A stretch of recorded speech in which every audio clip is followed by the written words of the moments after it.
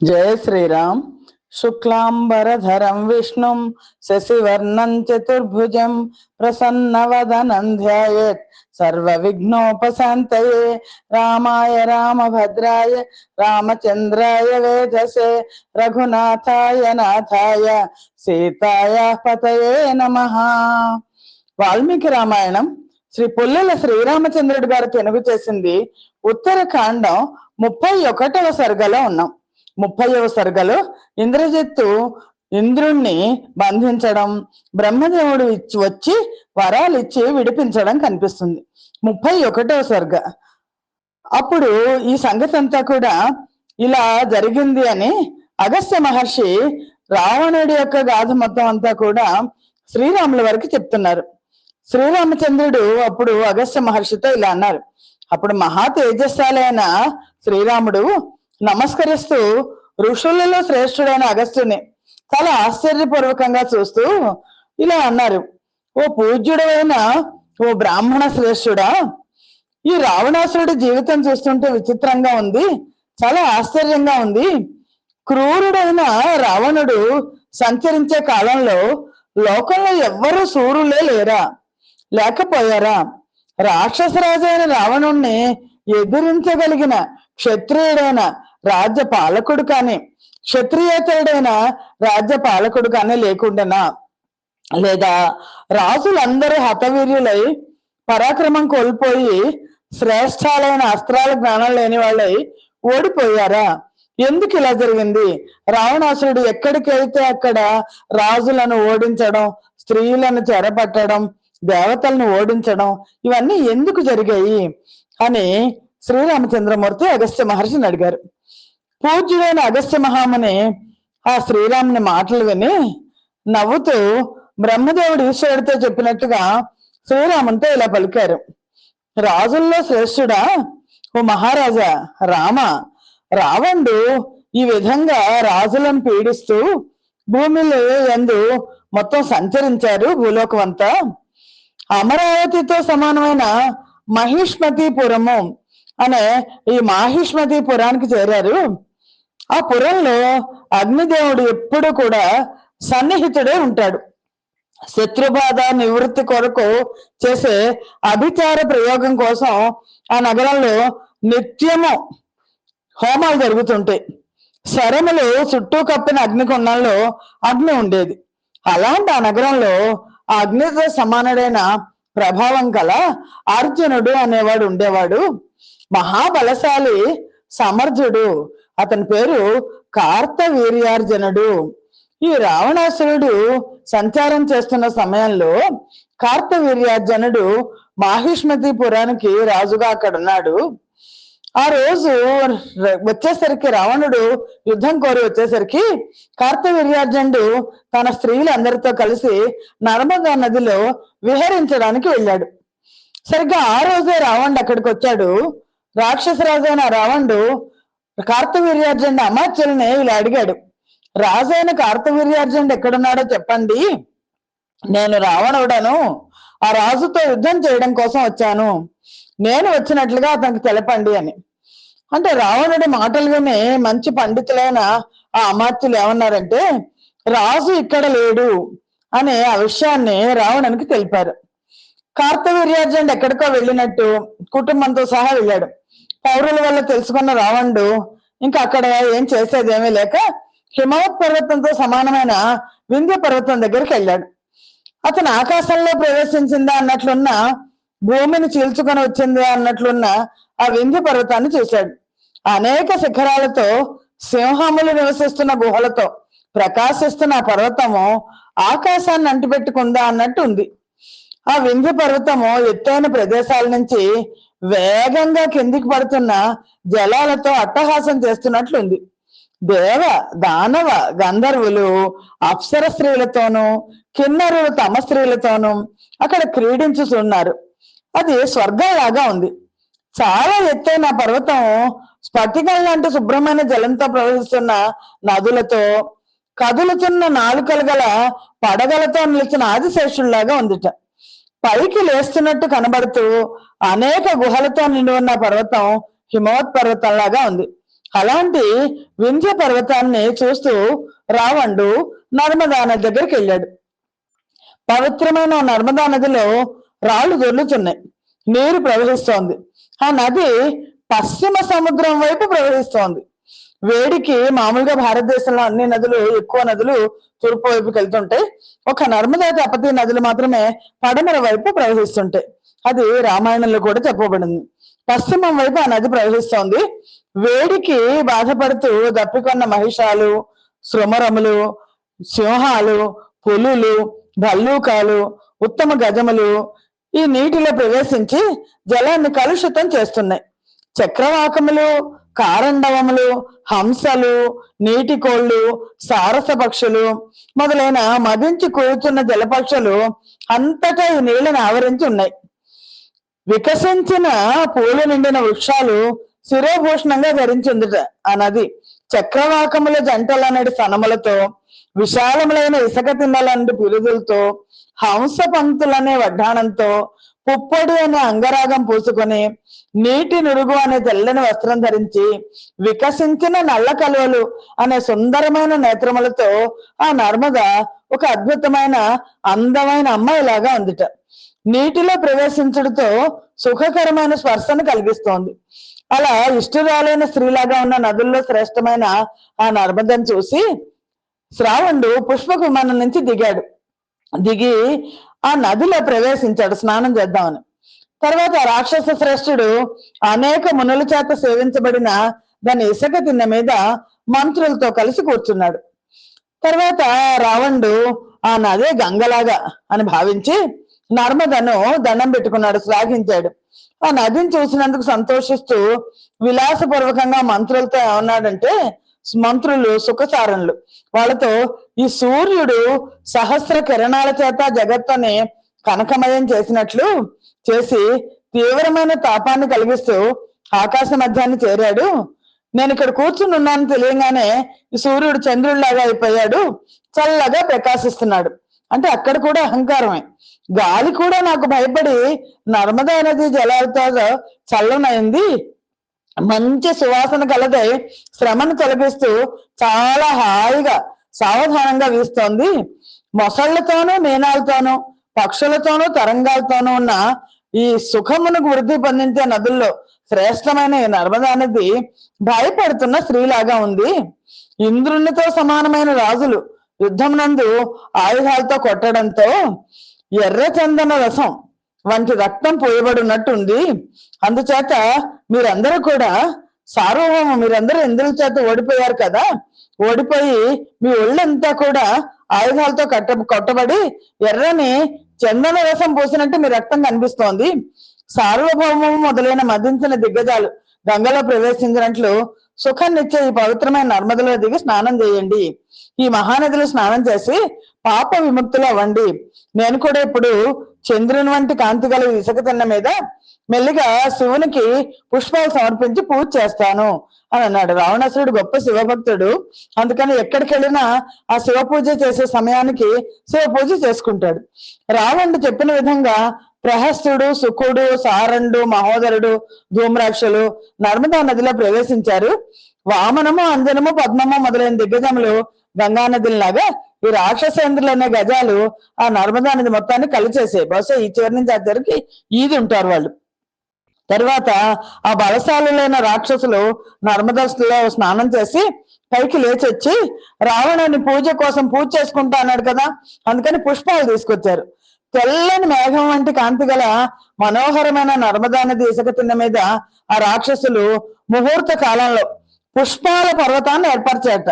పర్వతం అంత పుష్పాలు తీసుకొచ్చారు. ఈ విధంగా పుష్పాలు తీసుకొచ్చిన తర్వాత రాక్షసరాజు అయిన రావణుడు మహాగజము గంగలో ప్రవేశించినట్లు మళ్ళా స్నానం చేయడానికి నర్మదలో దిగాడు. ఆ నర్మదా నదిలో దిగి స్నానం చేసి శ్రేష్టమైన జపించదగిన మంత్రాన్ని జపించి నర్మదా జలం నుంచి పైకి లేచాడు. తడిసిన వస్త్రాన్ని విడిచి తెల్లని వస్త్రం ధరించాడు. అంజలి ఘటించి వెళ్తున్న రావణుని వెనకే మిగిలిన రాక్షసులందరూ అతని గతికి వశములై అతని వెనకాలే వెళ్ళారు. మనుష్యమూర్తి ధరించిన పర్వతంలాగా ఉన్నట్టు వాళ్ళు. రావణుడు ఏ ఏ ప్రదేశాలకు వెళ్ళాడో ఆయా ప్రదేశాలకు వీళ్ళు బంగారు శివలింగాలను తీసుకెళ్తున్నారు. రావణుడు ఈ బంగారు శివలింగం వాళ్ళతో పాటు ఉన్న శివలింగాన్ని ఏం చేశాడంటే ఇసుకతో నిర్మించిన తిన్నె మధ్యలో పెట్టాడు. పెట్టి దానికి చందనము, ఆ గంధము, అగరు మొత్తం అమృత గంధాలతోనూ పుష్పాలతోనూ పూజ చేశాడు. తర్వాత రావణుడు సత్పురుషుల పీడలన్నీ పోగొట్టేవాడు, సర్వోత్తముడు, శ్రేష్ఠుడు, వరాలనిచ్చేవాడు, చంద్రుణ్ణి భూషణంగా ధరించిన వాడు ఆయన ఆ పరమేశ్వరుణ్ణి పూజించి సామగానం చేశాడు, పాటలు పాడాడు. ఆ శివుని ఎదుట హస్తాలు జాపి నృత్యం కూడా చేశాడు. శ్రీమద్ రామాయణ మందలి ఉత్తరకాండలోని 31వ సర్గ సమాప్తం. జయ శ్రీరామ్.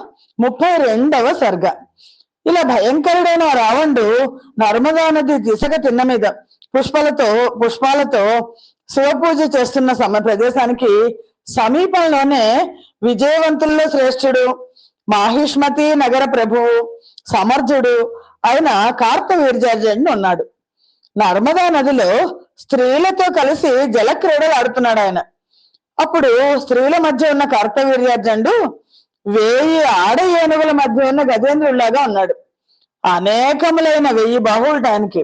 అనేకములైన బాహువులు గల ఆ కార్తవీర్యార్జునుడు తన 1000 బాహువుల గొప్ప బలాన్ని తెలుసుకుందామని దాంతో ఏంటంటే నర్మదా నది ప్రవాహాన్ని ఆపు చేశాడు.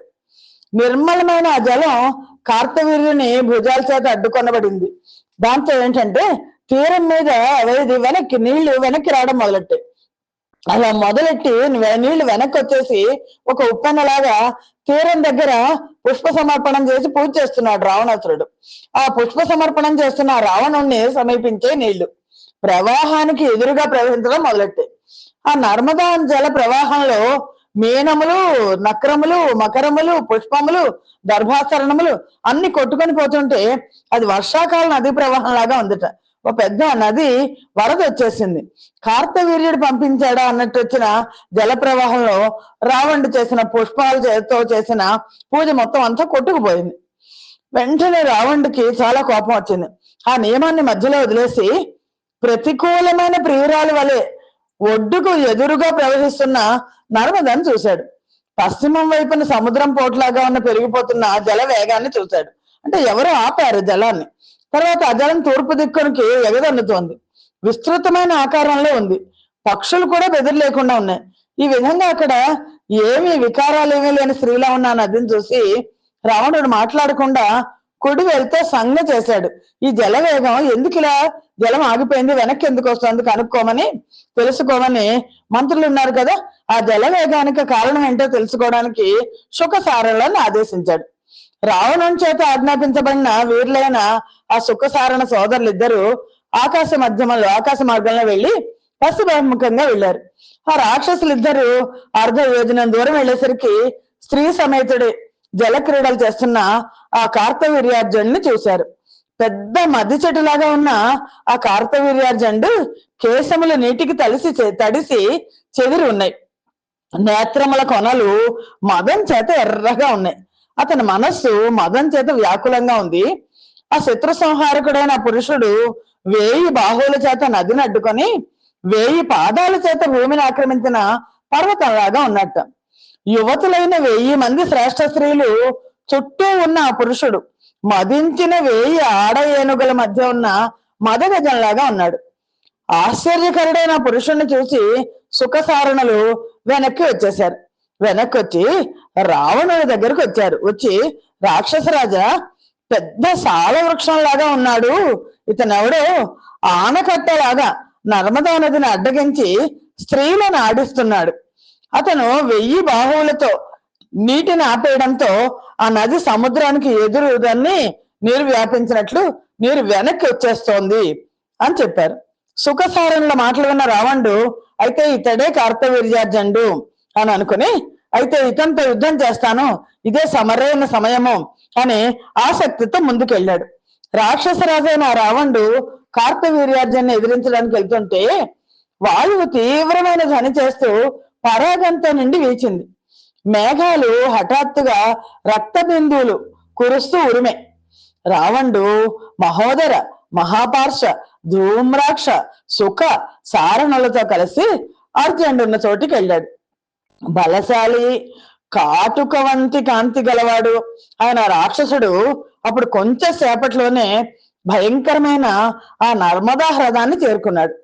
అప్పుడు రావణుడి చుట్టూ ఆడ ఏనుగులున్న ఏనుగులాగా ఉన్న స్త్రీలతో ఉన్న కార్తవీర్యార్జునుడిని చూశాడు. ఒక మదించిన ఏనుగు చుట్టూ 6 ఏనుగులుంటే ఎలా ఉంటుందో అలా ఉన్నట్ట కార్తవీర్యార్జునుడు. బలం చేత తృప్తుడై రోషం చేత ఎర్రబడిన నేత్రాలతో ఆ రావణుడు గంభీరమైన వాక్కుతో అర్జునుని అమాత్యులతో ఇలా అన్నాడు. అందరూ కూడా అక్కడ మంత్రులందరూ ఉన్నారు. అమాత్యులారా, రావణుడు యుద్ధం చేయడం కోసం వచ్చాడు, ఇది వెంటనే కార్తవీర్యార్జునుడికి చెప్పండి అన్నాడు. కార్తవీర్యార్జునుడి మంత్రులు రావణుడి మాటలు విని ఆయుధాలతో లేచి రావణుడితో, రావణ, మత్తులో ఉండి స్త్రీలతో కలిసి ఉన్న రాజుతో యుద్ధం చేయగోరుతున్నావా నువ్వు? ఇది సరైన సమయమా? సరైన యుద్ధ సమయాన్ని గుర్తించావా నువ్వు? సరే అయితే బాగు ఆడ ఏనుగుల మధ్యలో ఉన్న మదించిన ఏనుగుతో పెద్ద పులి యుద్ధానికి వచ్చినట్లుంది. నువ్వు స్త్రీల ఎదుట ఉన్న రాజుతో యుద్ధానికి వస్తావా? బాగు నాయన రావణ, కాస్త ఓపిక పట్టు, ఈ రాత్రికి ఆగు. నీకు ఆసక్తి ఉంటే రేపొద్దున కార్తవీర్యార్జునుడితో యుద్ధం చేయి. యుద్ధంలో ఆసక్తి కలవాడవి నువ్వు, కానీ అది అత్యాసక్తి. నీకు తొందరగా ఉంటే నువ్వు ముందు యుద్ధంలో మమ్మల్ని పడగొట్టు, తర్వాత అర్జునుడితో యుద్ధం చేయొచ్చు అని మంత్రులు పలికారు. రావణుడి అమాత్యులు యుద్ధంలో ఆ కార్తవీర్యార్జునుడి అమాత్యులను చంపేశారు.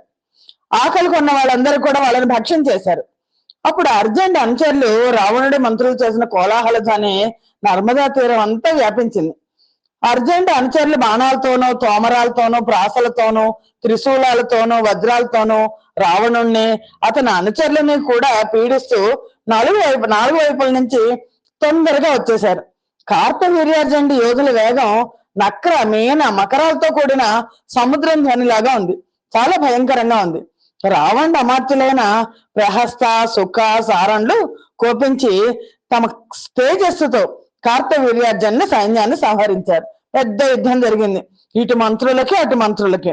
భయభ్రాంతులైన కొందరు పురుషులు వెళ్ళి, మంత్రి సహితుడే రావణుడు వచ్చి ఇలా యుద్ధం చేశాడు, మన వాళ్ళందరినీ చంపేస్తున్నాడు అని అక్కడ కింద ఆడవాళ్లతో ఆడుకుంటున్న కార్తవీర్యార్జునుడికి తెలిపారు. అప్పుడు కార్తవీర్యార్జునుడు ఏమన్నాడంటే, అక్కడ స్త్రీలందరూ ఉన్నారు కదా, వాళ్ళతో మీరేం భయపడకండి అని చెప్పి గంగాజలం నుంచి అంజనం అనే దిగ్గజం లేచినట్టు ఆ జలం నుంచి పైకి లేచాడు. క్రోధం చేత ఎర్రబడిన నేత్రాలు గల కార్తవీర్యార్జునుడు అనే అగ్ని భయంకరమైన ప్రళయ కాలాగ్నిలాగా పడి శ్రేష్టములైన బంగారు అంగదములు ధరించిన ఆ కార్తవీర్యార్జునుడు గద ధరించి వచ్చాడు. చీకట్లను ఎదిరించడానికి సూర్యుడిలాగా ఆ రాక్షసులను ఎదిరించడానికి శీఘ్రంగా వచ్చాడు. కార్తవీర్యార్జునుడు బాహువుల చేత తిప్పబడుతున్న గొప్ప గదను ధరించి గరుత్మంతుని వంటి వేగంతో శీఘ్రంగా వచ్చాడు. వింధ్య పర్వతంలాగా కదల్ప శక్యం కానివాడైన ప్రహస్తుడు ముసలాన్ని ధరించి వింధ్య పర్వతం సూర్యుని మార్గాన్ని వలె అతని మార్గాన్ని అడ్డుకున్నాడు. మదం చేత మితిమీరి ఉన్న ప్రహస్తుడు కోపించి ఇనుముతో బిగించిన భయంకరమైన ముసలాన్ని కార్తవీర్యార్జునుడి మీద ప్రయోగించాడు. గట్టిగా అరిచాడు ప్రహస్తుడు, యముడులాగా అరిచాడు. ప్రహస్తుడు విడిచిన ముసలం చివర అశోక పుష్పాల గుత్తిలాగా ఎర్రగా ఉన్న దహిస్తున్న అగ్ని పుట్టింది. అప్పుడు కార్తవీర్యార్జునుడు ఏమాత్రం దిగులు చెందక శీఘ్రంగా వచ్చి మీద పడుతున్న ఆ ముసలాన్ని గదతో నేర్పుగా పక్కకు కొట్టేశాడు. తర్వాత గదాధారి అయిన కార్తవీర్యార్జునుడు 500,000 చేతులు ఆయనకి 500 చేతుల పొడవున్న పెద్దదైన గదను తిప్పుతూ ప్రహస్తుడి మీదకి వెళ్ళాడు. మనోవేగంతో ఆ గదతో కొట్టబడ్డ ప్రహస్తుడు ఇంద్రుడి వజ్రాయుధం చేత కొట్టబడ్డ పర్వతంలాగా కింద పడిపోయాడు. ప్రహస్తుడు పడిపోవడం చూడంగానే మారీచుడు, శుకుడు, సారణుడు, మహోదరుడు, ధూమ్రాక్షులు యుద్ధభూమి నుండి పారిపోయారు. ప్రహస్తుడు పడిపోయిన పిమ్మట అమాత్యులు పారిపోయేసరికి రావణుడు రాజశ్రేష్ఠుడైన కార్తవీర్యార్జునుడి మీదకి వెళ్ళాడు. అక్కడ 1000 బాహువులున్న కార్తవీర్యార్జునికి 20 బాహువులున్న రావణుడికి మధ్య భయంకరము ఆశ్చర్యజనకము అయిన యుద్ధం ప్రారంభమైంది. క్రోధావేశంతో ఉన్న ఆ రావణ కార్తవీర్యార్జునులు క్షోభ చెందిన 2 సముద్రాల్లాగా, మొదళ్ళు కదిలిన 2 పర్వతాల్లాగా, తేజస్సు గల 2 సూర్యుల్లాగా, కాల్చుకుంటున్న 2 అగ్నుల్లాగా, ఒక ఆడ ఏనుగు కోసం పోరాడుతున్న బలం చేత ఉద్ధతములైన రెండు ఏనుగుల్లాగా, రెండు ఆబోతుల్లాగా, ఉరుముతున్న రెండు మేఘాల్లాగా, బలం చేత తీవ్రాలుగా ఉన్న రెండు సింహాల్లాగా, రుద్ర యముల్లాగా పోరాడారు. గదలు ధరించి ఒకరినొకరు అధికంగా కొట్టుకున్నారు. పర్వతములు ఘోరములైన వజ్రాయుధ ప్రహారములను సహించినట్లు ఆ కార్తవీర్యార్జునుడు రావణుడు కూడా ఆ యుద్ధంలో గదా ప్రహారాలను సహించారు. ఉరుముల వలన ప్రతిధ్వనులు పుట్టినట్టు వారిద్దరూ గదల కుమ్ములాటల చేత అన్ని దిక్కులు ప్రతిధ్వనించాయి. శత్రువు వక్షస్థలం మీద పడవేయబడ్డ అర్జున్ని గద బాగా ప్రకాశిస్తున్న మెరుపులాగా ఆకాశాన్ని బంగారు రంగు గలదాలుగా చేసిందిట. అలాగే రావణుడు మాటి మాటికి అర్జునుడి వక్షస్థలం మీద వేసి కొడుతున్నాడు. ఇద్దరు గదా యుద్ధం చేస్తున్నారు. ఆ రావణుడు వేసి కొడుతున్న గద మహాపర్వతం మీద పడుతున్న ఉల్కలాగా ప్రకాశించింది. కార్తవీర్యార్జునుడికి కానీ రావణుడికి కానీ అలసట అనేది కలగలేదు. వారిద్దరి మధ్య జరుగుతున్న యుద్ధం బలి ఇంద్రుల యుద్ధంలాగా హెచ్చు తగ్గులు లేకుండా ఉంది. రెండు ఆబోతులు కొమ్ములతో ఢీకొన్నట్టు, రెండు గజములు దంతాగ్రముల చేత ఢీకొన్నట్టు ఆ కార్తవీర్యార్జున రావణులు పరస్పరం కొట్టుకుంటూ యుద్ధం చేశారు. అప్పుడు కోపించిన కార్తవీర్యార్జునుడు స్నానం చేసి వచ్చాడు. ఆయన తన ప్రాణబలాన్ని అంతా ఉపయోగించి గదను రావణుడు విశాలమైన వక్షస్థలం మీద విడిచాడు, పడేశాడు, కొట్టాడు. ఆ గద వరదానం వల్ల రక్షించబడుతున్న రావణ్ణి వక్షస్థలం మీద బలహీనం అయిపోయి పడిన వేగానికి ఆ గద రెండు ముక్కలై నేల మీద పడిందిట. అర్జునుడు ప్రయోగించిన ఆ గద దెబ్బకు రావణుడు బారెడు దూరం వెనక్కిపోయి అరుస్తూ కింద పడిపోయాడు. కార్తవీర్యార్జునుడు అప్పుడు రావణుడు వ్యాకులుడే ఉండి చూసి వెంటనే ఎగిరి మీద పడి గరుత్మంతుడు సర్పాన్ని పట్టుకున్నట్టు రావణాసురుడిని పట్టుకున్నాడు. బలవంతుడైన ఆ కార్తవీర్యార్జునుడు రావణుణ్ణి తన 1000 బాహువులతో బలాత్కారంగా చుట్టేశాడు. బలాత్కారంగా పట్టుకుని నారాయణుడు బలిని బంధించినట్టు బంధించాడు. రావణుడు బంధించబడుతున్నప్పుడు సిద్ధ చారణ దేవతలు బాగా నరిచేట. అర్జునుడి శిరస్సు మీద పుష్పవర్షం కురిసింది. పెద్ద పులి లేడినిలాగా, సింహం ఏనుగులాగా రావణుణ్ణి పట్టి బంధించి కార్తవీర్యార్జునుడు సంతోషంతో మాటి మాటికే మేఘంలాగా గర్జించాడు. ప్రహస్తుడు మెలకు వచ్చింది, పడిపోయాడు కదా. రావణుడు బంధించబడ్డం చూసి వెంటనే కోపంతో కార్తవీర్యార్జునుడి మీదకి వెళ్ళాడు. వచ్చి పడుతున్న రాక్షసుల వేగం వర్షాకాలంలో సముద్రంలో ఏర్పడిన మేఘాల వేగంలాగా ఉందిట. విడుముము విడువుము ఆగుము అని మాటిమాటికి అరుస్తూ రాక్షసులు వచ్చారు. ప్రహస్తుడప్పుడు యుద్ధంలో ముసలాలు శూలాలు కురిపించాడు. శత్రు సంహారకుడైన కార్తవీర్యార్జునుడు ఏమాత్రం కంగారు పడకుండా ఆ రాక్షసుల ఆయుధాలన్నీ తన మీద పడకుండగానే శీఘ్రంగా పట్టుకున్నాడు. పిమ్మట పట్టుకోవడానికి శక్యం కాని ఆ శ్రేష్టాలైన ఆయుధాల చేతనే రాక్షసులను కొట్టేసి భేదించి వాయువు మేఘాలను ఎగరగొట్టినట్టు ఎగరగొట్టాడు. ఈ విధంగా రాక్షసులను భయపెట్టి రావణుని తీసుకొని స్నేహితులతో కలిసి తన మాహిష్మతి నగరాన్ని ప్రవేశించాడు. పిమ్మట దేవేంద్రునితో సమానమైన ఆ కార్తవీర్యార్జునుడు బలిని నిగ్రహించిన దేవేంద్రుడిలాగా బ్రాహ్మణులు, పౌరులు పుష్పములు అక్షతులు చల్లుతుంటే తన నగరంలో ప్రవేశించాడు. జయ శ్రీరామ్. శ్రీమద్ రామాయణం నందుల ఉత్తరకాండలోని 32వ సర్గము సమాప్తము. రావణుడికి గర్వభంగం అయింది. 33వ సర్గం. వాయువుని బంధించడం ఎంత ఆశ్చర్యకరమో అంత ఆశ్చర్యకరమైంది రావణ బంధనం. కార్తవీర్యార్జునుడు రావణుడిని బంధించి తీసుకెళ్లి తన అంతఃపురంలోకి వెళ్ళిపోయాడు అని దీన్ని స్వర్గలోకంలో దేవతలు విచిత్రంగా చెప్పుకుంటుంటే అప్పుడు పులస్త్యుడు ఈ సంగతి విన్నాడు. ఆ మహాధైర్యవంతుడైన మహర్షి పులస్త్యుడికి పుత్ర ప్రేమ మనోడు కదా, అందుకని ఆ ప్రేమ చేత కంపించజేయబడిన వాడే కార్తవీర్యార్జునుడిని చూడడానికి వచ్చాడు. వాయువుతో సమానమైన గమనం కల ఆ పులస్త్యుడు వాయు మార్గం నందు ప్రయాణం చేశాడు. మనోవేగంతో మాహిష్మతి నగరానికి చేరాడు. బ్రహ్మదేవుడు ఇంద్రుని అమరావతిలో ప్రవేశించినట్లు ఆ పులస్త్యుడు అమరావతితో సమానమైన బలిసి సంతోషంతో ఉన్న జనులతో నిండిన మాహిష్మతిపురాన్ని ప్రవేశించాడు. అప్పుడు అక్కడ జనులు కాలినడకతో వస్తున్న సూర్యుడు లాగా ఉండి చూడడానికి శక్యం కాకుండా ఉన్న ఆ పులస్త్యుడిని చూశారు. అతన్ని గుర్తుపట్టి కార్తవీర్యార్జునుడి దగ్గరికి వెళ్ళి చెప్పారు. కార్తవీర్యార్జునుడు వాళ్ళ మాటల వలన పులస్త్యుడు వచ్చినట్టు తెలుసుకొని శిరస్సుపై అంజలి ఘటించి ఆయనకు ఎదురెళ్ళాడు. కార్తవీర్యార్జునుడిని పురోహితుడు అర్ఘ్యాన్ని మధుపర్కాన్ని తీసుకొని బృహస్పతి దేవేంద్రుని ముందు వెళ్ళినట్టు అతని ముందు వెళ్ళాడు. తర్వాత ఉదయిస్తున్న సూర్యుడి లాగా వస్తున్న పులస్త్య మహర్షిని చూసి కార్తవీర్యార్జునుడు కంగారు పడుతూ ఇంద్రుడు ఈశ్వరునికి నమస్కరించినట్లు అతనికి నమస్కరించాడు. ఆ రాజేంద్రుడు పులస్త్యునకు మధుపర్కము, ఓ గోవును, పాద్యాన్ని, అర్ఘ్యాన్ని సమర్పించి సంతోషంతో గద్గదమైన వాక్కుతో ఇలా పలికాడు. కార్తవీర్యార్జునుడు చాలా వినయం కలిగిన వాడు. ఓ బ్రాహ్మణ శ్రేష్ఠుడా, నేడు నేను చూడడానికి శక్యం కానీ నిన్ను చూడగలుగుతున్నాను. అందుచేత నేడు ఈ మహిష్మతి నగరం అమరావతితో సమానమైనదిగా చేయబడింది. చాలా ఈ నగరానికి రావడం చాలా అదృష్టం. దేవా, నేడు నేను దేవతా గణాల చేత నమస్కరించబదగిన నీ పాదాలకు నేను నమస్కారం చేస్తున్నాను. అందుచేత నాకు చాలా కుశలం కలిగింది, నాకు సంతోషంగా ఉంది. నా వ్రతం క్షేమయుక్తమైనది. కార్తవీర్యార్జునుడికి మహర్షులంటే చాలా వినయం. నా జన్మ సఫలమైంది, నా తపస్సు సఫలమైంది. బ్రాహ్మణోత్తమ, ఇదిగో నా రాజ్యం, ఇదిగో నా పుత్రులు, ఇదిగో నా భార్య, మేము ఇక్కడ ఉన్నాం. మేమందరం నీకేమి చెయ్యాలంటే నీ పని ఏమిటో ఆజ్ఞాపించు అని కార్తవీర్యార్జునుడు వినయంతో అడిగాడు. పులస్త్యుడు ఆ హేహయ రాజు, కార్తవీర్యార్జునుడి వంశం హేహయ వంశం. హేహయ రాజుని, నీ ధర్మం నిర్విఘ్నంగా సాగుతోందా? పుత్రులు కుశలంగా ఉన్నారా? అగ్నిహోత్రాదులు చక్కగా జరుగుతున్నాయా అని కుశల ప్రశ్నలు వేసి మళ్ళా ఇలా పలికాడు. రాజా, రావణుణ్ణి కూడా జయించిన నీ బలం సాటి లేనిది.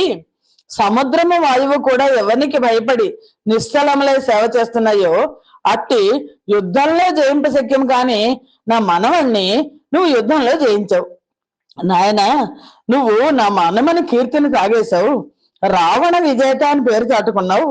నేను నిన్ను యాచిస్తున్నాను, నా మాట విని రావణుణ్ణి విడిచిపెట్టు.